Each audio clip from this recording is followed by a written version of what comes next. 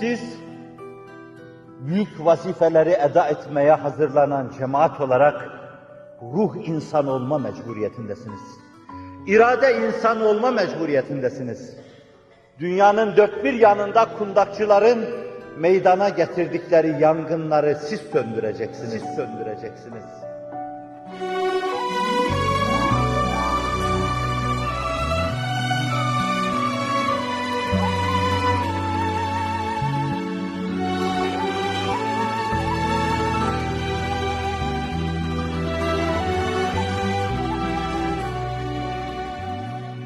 Çiğnenen ırzı, çiğneyenlerin elinden siz kurtaracaksınız.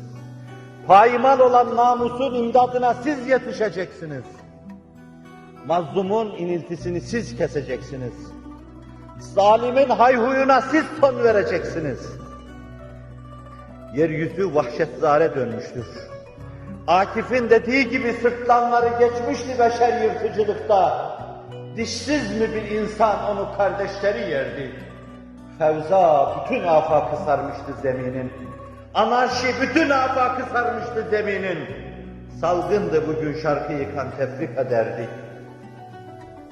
İnsanlık birbirini yiyor. Planlar birbirini yemek için hazırlanıyor. Ve hedef insani duygular, insani düşünceler.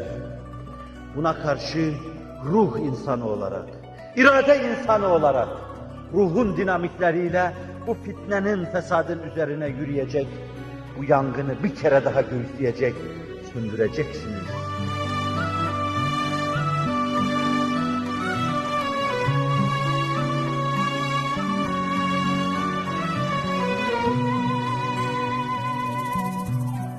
Tarihin arslan yürekli Rişar dediği, tilki kadar dahi yüreği olmayan, bir sürü çapulcuyla İslam'ın üzerine üşüşmüş, bir şeyler yapmış, arslanlıkla alakası yok. Ama onun fazilet maat diyebileceğim bir yanı var. Selahaddin'i tanıma, İslam büyüklerini tanıma, Nureddin'i tanıma, Kılıç Arslan'ı tanıma sayesinde geriye döndüğünde şöyle dedi: bir kere daha Müslümanlarla savaşmayın, kıt'a ve asla diyordu. Çünkü Selahaddin bana fazilet öğretti. Selahaddin bana fazilet öğretti. Selahaddin bana insanlık öğretti. Bir kere daha Selahaddin'in torunları, Kılıç Arslan'ın torunları, Alp Arslan'ın torunları bir cuma günü beyaz kefenine sarılıp ölürsem bana şöyle yapın diyen Arslan'ın, Alp Arslan'ın torunları. Bir kere daha insanlık rahleniz önünde diz çökmüş, ona vereceğiniz dersi bekliyor. Bu dersi vermede geç kalmayın. Geç kalmayın.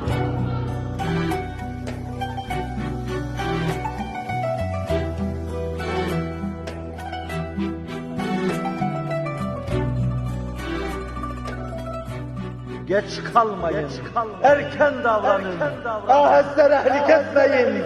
Benim gibi kalp zayıfların gayri tahammülü kalmadı. Huzuru Resulullah'a giderken sesin soluğun ebedlere mazhar olsun sarı molla. Aheste revlik etme, rahmeyleyip uzar ediyor. Bu iniltiye merhamet eyle ve geç kalma, erken gel diyor. Erken kalk, erken doğru. Kadrimi değerlendirirsin, Ramazanımı değerlendirirsin, Allah'ın sana hususi lütuflarını mı değerlendirirsin, bayramımı değerlendirirsin, hocaların sözünü mü değerlendirirsin ve Allah'ın şu mübarek ülkede hizmet için sana bahşettiği çalışma atmosferini mi değerlendirirsin? Neyi değerlendirirsen değerlendir. Karşı tarafın alçak ve alçakça basıncı, senin yüksek ve seviyeli basıncın, bu karşı karşıya gelmekle rahmete vesile olacak yağmur yağacaktır. Rahmet baranı yağacaktır.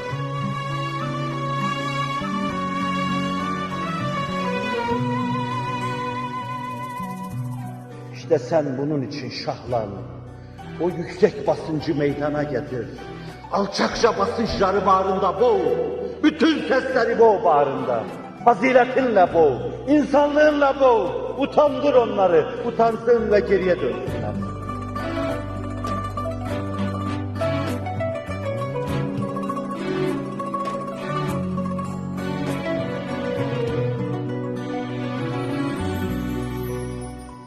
Ruhun dinamikleri dedim. Siz bu işi onlarla aşacaksınız. Ruh gücünü elde etmeden bunlar aşılmaz. Benim bir ümidim var. Rabbimin bu millete merhamet etmesi mevzuunda yitirmediğim bir ümidim var. Hiçbir işe yaramayan bir ömrüm var, onu yitirdim. Gençliğimi kaybettim, hiçbir şey kazanamadım. Bir Müslümanlığım vardı, bir kar elde edemedim. Beyhude yaşadım. Akif'in ifadesiyle iki mısraya sıkıştırılmış koskocaman bir ömrü heder. Baktım inledim. Bakılacak yanım yoktur. Ama ben bakıyorum. Acaba bir gün Allah bakılacak bir yan ihsan eder mi diye bakıyorum. Bir hal zuhur eder mi diye bakıyorum. Başkaları 70 yaşında da ümitlerini kesmemişler. Cüneyt, ben 2 sene yaşadım diyor 70 yaşından sonra. Sultanım, yaşamadığı dönem hangi dönemdi, nasıl bir döneme yaşamadım diyordu. Yaşadım dediği hangi dönemdi bilemiyorum ama gerçekten yaşamayan birisi varsa 50 senesini suya atmış, sonra da ters istikamette yürüyemeye başlamış birisi varsa o da işte benim. Ama bir şeyim var, bir ümidim var. O rahmet-i engine karşı, sonra şefaat-kâni, Hazreti Ahmed-i Mahmud-u Muhammed Mustafa'ya karşı ümidimi yitirmedim.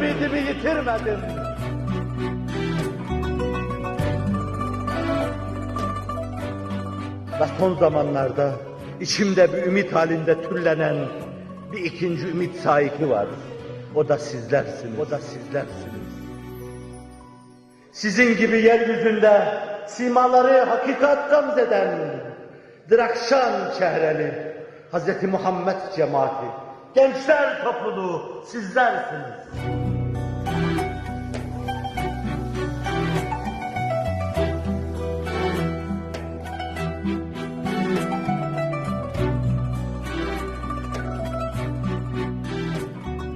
Hep derin ümit besledim. Bu rüyayı sizin gerçekleştireceğiniz ümidini besledim. Bu hülyayı sizin gerçekleştireceğiniz ümidini besledim. Bana düşmezdi bu iş. İçinizde yaşıyordum. Ama başka gamım, başka tasam, başka endişem olmadığından dolayı hep oturdum, sizin kaderinizle alakalı şeyleri düşündüm. Fakat bunu devlere has, o geniş buğutlarıyla Mevlana İkbal düşünmüştü. Mehmet Akif düşünmüştü. Şairi şehrimiz, ızdırap şairi, çile şairi düşünmüş. Izdırapla inlemiş, gitmişlerdi. Bu asrın çileli insanı, ızdıraplı insanı. Başımdaki saçlarım adedince başlarım olsa, her gün biri alınsa, hakikati Kur'aniye'ye feda olan bu baş, zındıkaya teslimi silah etmeyecektir diyen büyük baş. Milletimin imanını selametle görürsem, cehennemin alevleri içinde yanmaya razıyım diyen büyük baş. Ne yapayım? Acele ettim, kışta geldim. Sizler cennet alsa bir baharda geleceksiniz diyen büyük baş.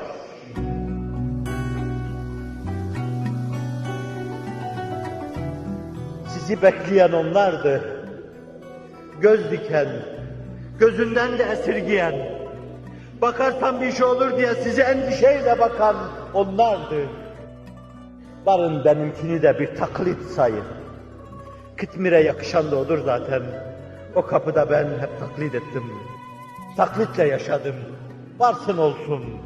Öyle bir sultana kıtmirlik yapmak cana minnettir bu. Varsın olsun.